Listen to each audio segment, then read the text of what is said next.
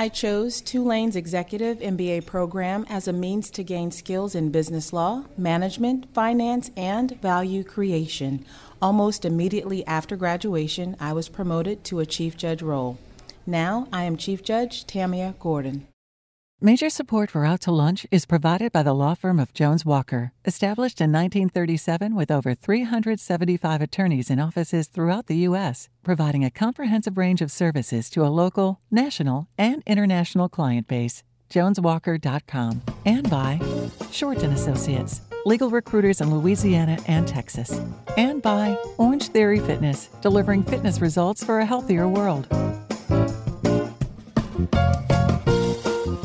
From Commander's Palace Restaurant in the Garden District in New Orleans, we're out to lunch with Peter Asciutti. Peter Asciutti is Tulane University's A.B. Freeman School of Business professor and director of the award-winning Birkenroad Reports. It's business, New Orleans style. Hi, I'm Peter Asciutti. Welcome to Out to Lunch. There's a big difference between living in New Orleans and being a tourist in New Orleans. Tourists do all kinds of fun things that most of us who live here don't. They go on swamp tours, on ghost tours, they drink hurricanes and hand grenades, they wear beads when it's not Mardi Gras, and when they're wandering around the French Quarter with a big-ass beer, do you know that a huge number of them are paying $15 for a self-directed tour of a place on Dauphine Street called the Museum of Death? The Museum of Death has been open since 2014. It's a collection of artifacts, related to death. Not the quiet kind of peaceful death you might wish for after a life well lived. That would presumably not interest as many people as the museum's body bags, autopsy videos, skeletons, crime scene photos, serial killer artwork, and much more. The co-manager of the French Quarter's Museum of Death is Zach Fraser. Zach, welcome to Out to Lunch. Thank you very much. Good to be here. Now, most of us don't want to confront death, least of all our own. We're predominantly concerned with staying alive for as long as we can. To do that, we take regular precautions like wearing seatbelts and evacuating in the face of a major hurricane. And we also try to stay healthy. Today, that means, among other things, watching our diet. Foods from kale to kombucha that were once the province of hippies and health food stores are now widely accepted as nutrients that promote health, and are readily available in supermarkets across the country. If you're not familiar with kombucha, it's a fermented tea. It contains probiotic enzymes that are allegedly beneficial for gut health. Here in New Orleans, you can buy a locally brewed kombucha called Insanitea. The T in Insanity is spelled T-E-A. The founder and owner of Insanitea Kombucha is Jordi Figueres. Jordi, welcome to Out to Lunch. Thank you, Peter. Now, Zach, oh boy, the Museum of Death seems like a natural fit for New Orleans. We have a very rich second-line culture that is built around rituals of death, and our many social aid and pleasure clubs, as well as being cultural and Mardi Gras organizations, are historically burial societies. We have ghost tours, we celebrate Marie Laveau, and we embrace voodoo. In each of these ways, we are completely different from every other city in America. So you can imagine my surprise when I discovered that the New Orleans Museum of Death is part of a larger Museum of Death operation. The original museum was in San Diego, California, before it moved to its current West Coast location on Hollywood Boulevard in Los Angeles. The Museum of Death is about the last business I expected to be adopting the chain store model of expansion. What's the connection between the Hollywood and the New Orleans Museums of Death? So it's completely different, both of them. We all have completely different artifacts in each location because we only have original things, so obviously no duplicates, no reproductions or anything such as that. It actually just came out of necessity. We had so many things in our one location that we couldn't even hold it. So we just had to open up another one to fill it with, essentially. But that being said, New Orleans is a great city, as you mentioned previously. It kind of falls right in between the cemetery tours, the ghost tours. People come through already with the macabre on the mind. So they come find us, and it works out wonderful. People love it. So, Zach, where do you get the great things that are in the Museum of Death? Well, a variety of ways, to be honest with you. Legal? Okay, mostly it's all above board. You were pausing there, and that's what got me thinking. A lot of it's through donations. Doing this as long as we have, 30 years, as you mentioned. People come and find us with stuff. They come through the museum. Maybe they've had something in their closet or in their attic that's been there for years and they forget about it. And they don't know what to do with it. So the museum's a great place for people to come and maybe donate something so it can be exhibited. Other people can enjoy it and it can be taken care of and curated in a nice, creative, artistic manner. Now, Zach, just to clarify, we're not talking about a center that talks to you about the afterlife and spirituality. That's No. Right, yeah. We don't cover anything religious, anything spiritual. That's a whole can of worms and many other museums. Do you have a subsidiary that does that? Maybe in not yet. Booty or something? Well, I think a lot of people come in maybe expecting that, and so that kind of is, I wouldn't say an issue, but it is something that we do deal with. People come in and say, well, you don't have this, you don't have that, and I say, well, they have the Voodoo Museum. Yes, you can go that's there right. and you can kind of get that taste in New Orleans. Cathedral, if you Correct. wanted the other. Yeah. So what we try to do is stand alone in what we present and in our artifacts and our information. Yes, fight off the competition. Zach. Yeah, that's what I like true. to think about with you. Now, Jordy, kombucha is kind of like the podcast of health drinks. Anybody with a phone and an internet connection can make a podcast. All you need to make kombucha is tea and a SCOBY, which is a kind of a chemical fermentation starter. There is, of course, a big difference between a podcast you record on your phone and This American Life. Similarly, there's homemade kombucha, and then there's the professionally manufactured product you find in stores. Where would you say Insanitea kombucha is on that timeline between making it at home and becoming the Coca-Cola of kombucha? Well, so I will say that the line is very fine between these two concepts, and for sure that commercial kombucha, it's kind of similar to the homebrew kombucha. However, we take more care making sure that the alcohol content is less than 0.5%. Plus, we put together a bunch of checkpoints for making sure that the final product is really healthy and it's not poisoning and it's safe to consume. I feel that will be the main difference. However, what will be the technique of brewing, it's exactly the same with larger amounts. But it will be what you just say, you just need sugar and tea and water, and then part of a starter, and you can ferment a batch of kombucha that then you can bottle and you can sell it if you follow all the proceeds. And it sounds like you got started where a lot of successful stories have started at that food incubator out in Norco, right? Yes, that's true. So I started first working actually from a commercial kitchen here in New Orleans before I moved to Norco. The problem with that is that was not an FDA approved kitchen, so I could do the farmers market, and I could do self-distribution, and I could start testing a business, but I could not sell it commercially, being in grocery stores or being in restaurants or things like that. So after doing it for a year, testing it, making all the analytics that needs to be done for being commercial, working with the health department, and when everything I had it together, then I was able to move to Norco, to the little enterprise. That is a food incubator here in New Orleans.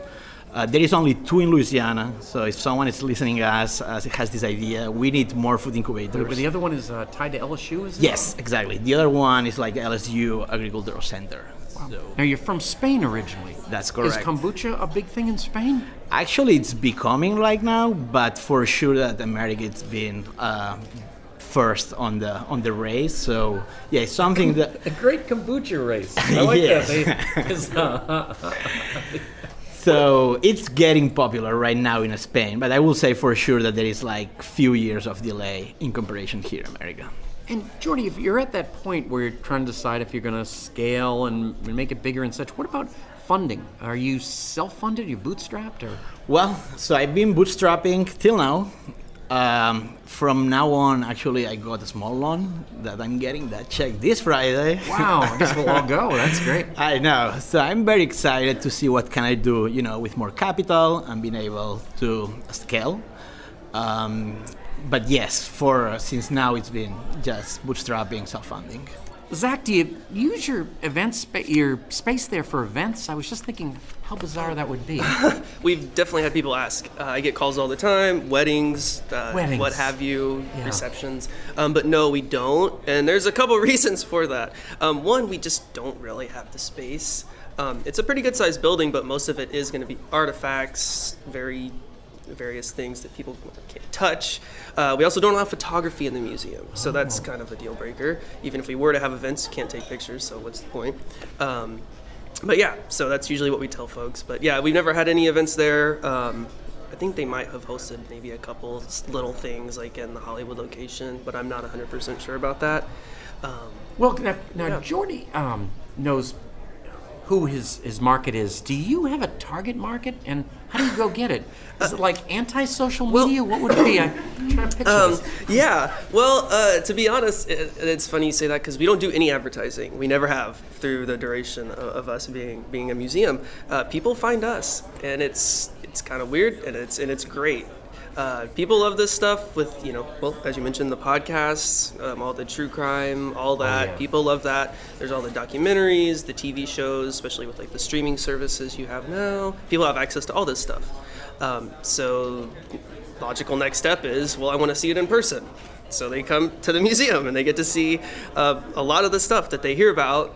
And then they get to see the tangible artifacts to go with it. And is it mainly tourists? I would say predominantly, yeah.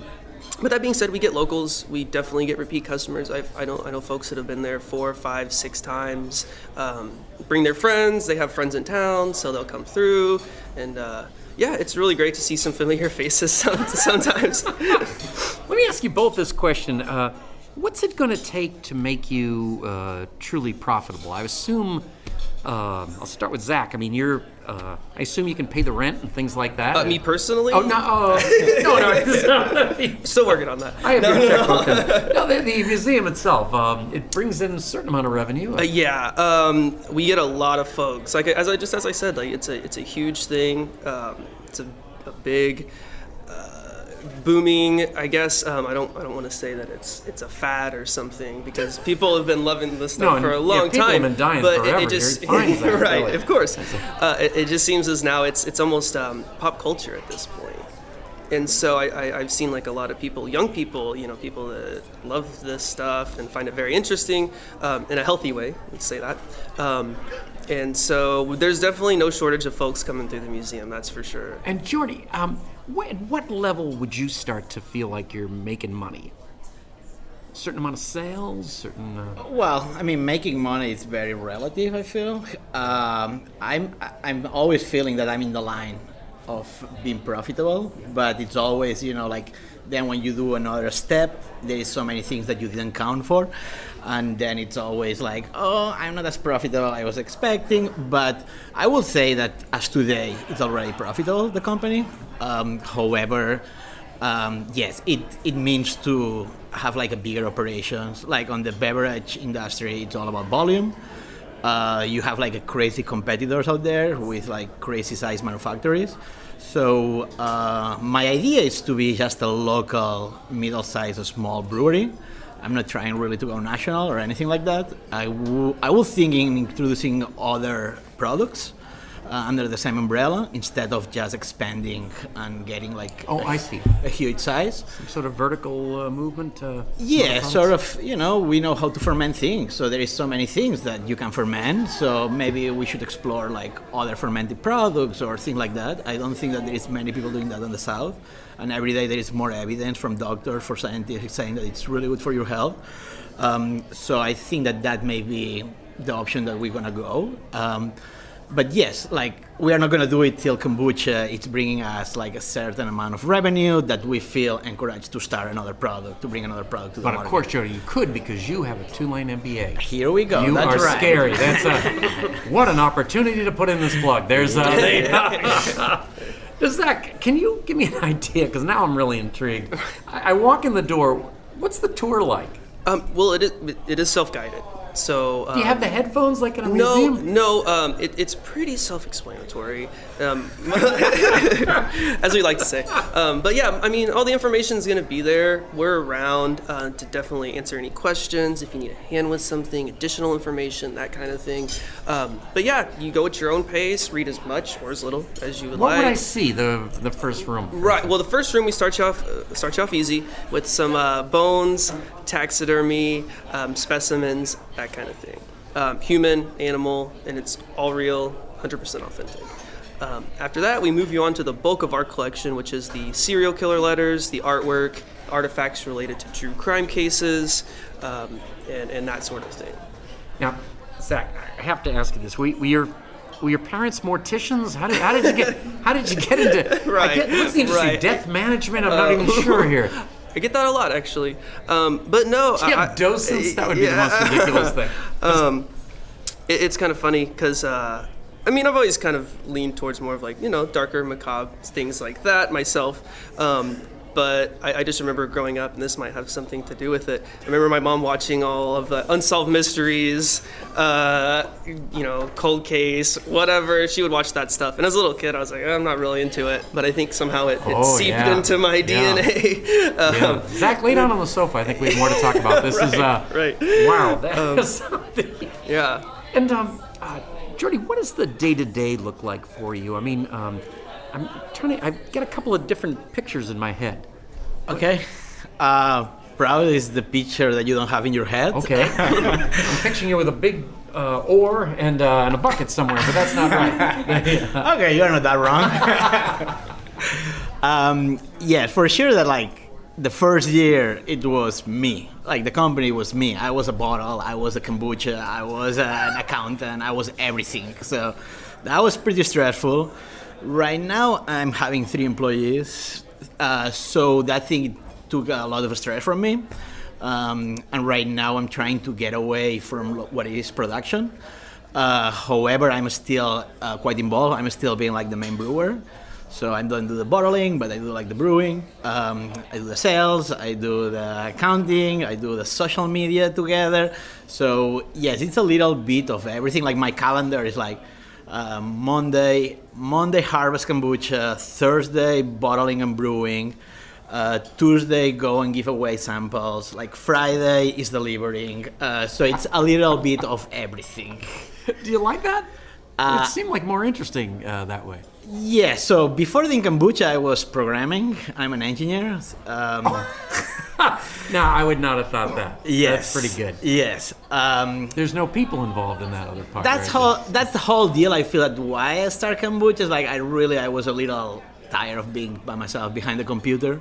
Like my day to day was arriving to the desk, putting my headphones, and I start programming. It was easy, but yes, I didn't like the outcome. Like sometimes I was seeing myself programming for like a plastic surgery company, the next day for a used car, and it was a little bit what I'm doing with my life. And at the end, like when you were quitting this job, you could not get the code, so you could not show it. So it was very, like always building your own brand type of thing, but with legal constraints because you cannot show code that you've been doing for someone else. So I was feeling like always like, I'm not that happy. I'm starting from scratch again and again and again and again. And it was like, I'm getting older. Now you feel like you're building something. Yeah, now for sure that I feel working way harder than ever in my life. I see like I need to have 10,000 skills when before I just need to focus on one skill. But I think that overall I'm pretty much more happy. I see that I'm doing something for myself. You're listening to Out to Lunch. I'm Peter Raschuti. I'm talking with Jordy Figueres from Insanity Kombucha and Zach Fraser from the Museum of Death. We'll be right back after this very brief break. You're listening to Out to Lunch. I'm Peter Raschuti. I'm talking with Zach Fraser. He's the co-manager of the New Orleans Museum of Death in the French Quarter, and Jordy Figueres, and he's the founder and owner of Insanity Kombucha. Now, Zach and Jordy, this is the part of the show we call the interview. When you own or run a business, as you both do, you're inevitably going to have to hire people. When you do, you only have a limited amount of conversation with a potential hire to decide if this person is going to be a good fit for you and your company. Lately, there's been an interesting trend in the job interview. It consists of asking job applicants questions that test their ability to think through a problem. I have a list of 16 of these probing interview questions in front of me, and I'm going to ask you to each pick a number between 1 and 16, and I'll ask you the question, and I want you to tell me how you'd answered it. Now, who should go first here? I guess Jordy, because death comes last, I think is... Sounds good to me. Okay, so 1 through 16. Do you have a number? 8. 8. That's always a lucky number. Oh, this is so perfect for you, Jordy. If Hollywood made a movie about your life, whom would you like to see play the lead role, and what would the movie be called? Wow. I'm really bad at movies and persons, but I will say Borat. Borat! Oh, I didn't see that coming. Yes, I know that that's already a title that it's out there, but I will say Lost in Translation. Oh, what a great combination. Yes, right? Oh. All right, Zach. Can't use 8. You have to use one of the other 15. Thankfully. Yep. Number 5. Tell me about the worst boss you've ever had. Oh, man. Been so many? Well, not really. I've worked a few jobs in my life. Thankfully, I have had a lot of good bosses. I don't have a witty anecdote or anything to go about that. I did have a boss, however. He was good at micromanaging, which is something I try not to do as a boss. Maybe learn some lessons from that, I guess. He was all in your business? Yeah. He was, do this, do that, like every little thing throughout the day. So I try not to be like that as a manager, because I know how that feels like to be an employee, and it's not fun. And yet you don't kill them. I don't. Which is good. Well, not yet. Try to get we'll them see. as a display. Now, Jordy, if I ask this question in an interview, what do you think someone's answer would tell you about them? So I guess if the question I just asked you about the movie and who's going to play you, what do you when you heard that response, what would you be thinking of as an owner? I mean, I will think that he's a funny dude. Yeah. I will think Handsome. that, yes, he takes things with humor, nothing super personal or, like serious. But at the end, he's there to make things happen, type of thing. So, yeah, that's kind of what I will take it. Sounds like you would hire yourself. Yeah. That's kind of circuitous questioning. All right, now Zach, I'll have to go back to you in this busybody micromanaging owner. If you asked this question in an interview, what do you think someone's answer would tell you about them? So somebody says, I had this boss that just wouldn't leave me alone. He was a micromanager. What do you think that would tell you about the candidate? I would think it would mean the person is perceptive in how they would like to be treated as an employee, which I think is important. And I think it's easy for people when they're in that position of manager or owner or such to be able to dictate what these people are doing on a minute by minute basis, when really it's not about that. You want to have your employees knowing what to do. So I like to show, not tell. Them answering the question the way I did would make me know that they understand the relationship of a employee-employer basis. It might be kind of an independent self-starter. Yeah, and so, someone who can honestly think for themselves and know what to do and not have to be told what to do. And I think that's important. Zach, what the Museum of Death, does it have any plans going forward to become bigger or change its direction? So we're always getting new stuff, so I think it is rewarding to our repeat customers. So maybe they've been a year ago or 2 years ago, and they can come through and see something new on their repeat visit. That being said, I'm sure that there are some talks of maybe opening a third location at some point in the future. Zach, you talked about repeat visitors. Is that how you got the job? Actually, that is a great question. Yes, that is how I did get the job.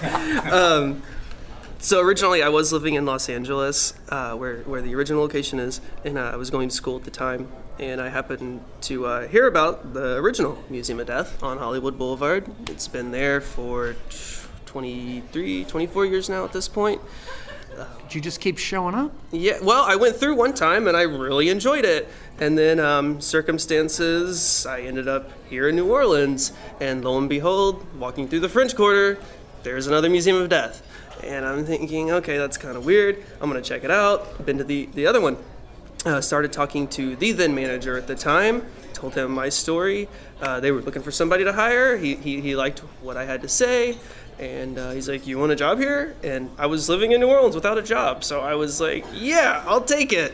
And it was kind of funny because at the time I was like, this is a great opportunity, but it was almost like temporary in my head how I felt about it. Now it's been 33 years. You're still working at the Deaf Museum. And I'm going to retire soon. Oh, do you ever get asked things like, it's like about Hannibal, things like that? Oh, yeah, why don't you have anything on Hannibal Lecter?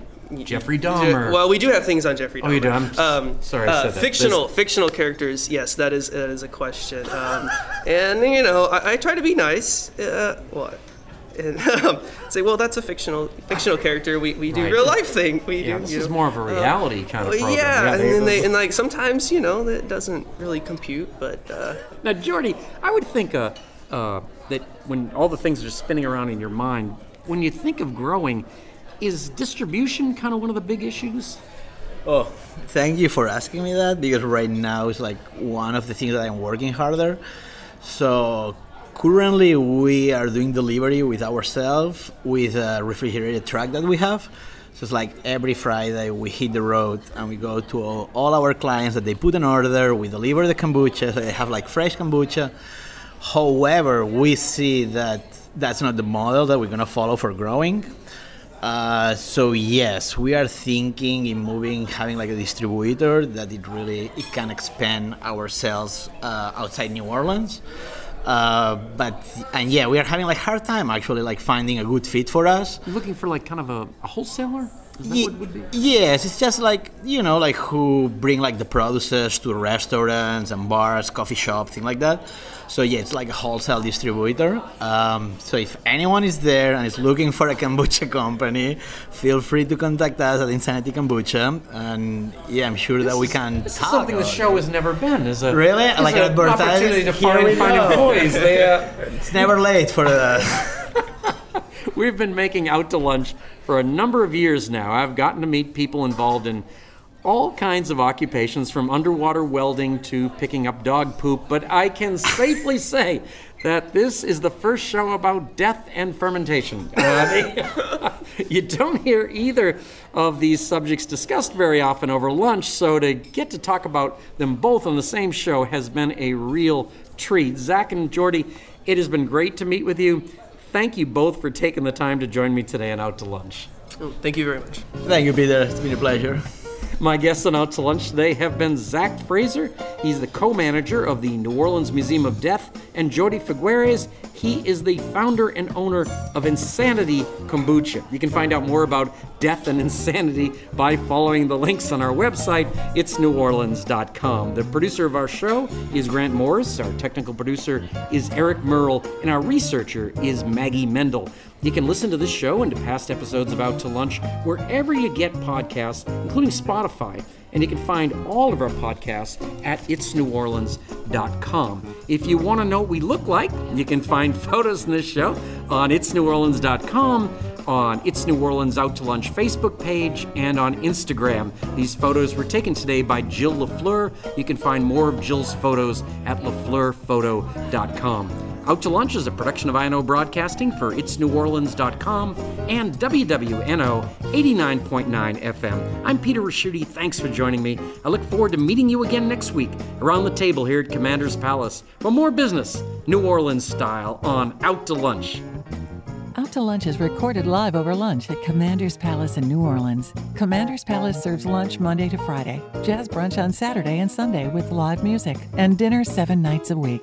Mitchell Foreman wrote and performs all the music on Out to Lunch. You can hear Mitchell's music anywhere great jazz is sold or streamed, and at mitchellforeman.com. Major support for Out to Lunch is provided by the law firm of Jones Walker, established in 1937 with over 375 attorneys in offices throughout the U.S., providing a comprehensive range of services to a local, national, and international client base. JonesWalker.com. And by Short & Associates, legal recruiters in Louisiana and Texas. And by Basics Swim and Gym and Basics Underneath Fine Lingerie, the It's New Orleans Happy Hour podcast. And by Orange Theory Fitness, delivering fitness results for a healthier world.